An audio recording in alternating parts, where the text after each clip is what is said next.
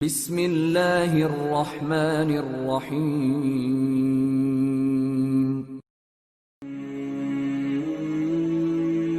حدیث نبوی صلی اللہ علیہ وآلہ وسلم۔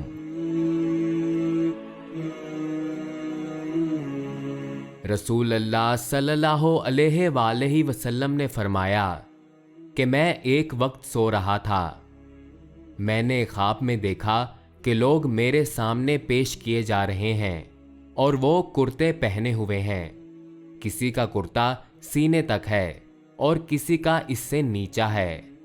پھر میرے سامنے عمر بن خطاب لائے گئے، ان کے بدن پر جو کرتا تھا اسے وہ گھسیٹ رہے تھے، یعنی ان کا کرتا زمین تک نیچا تھا۔ صحابہ نے پوچھا کہ یا رسول اللہ، اس کی کیا تعبیر ہے؟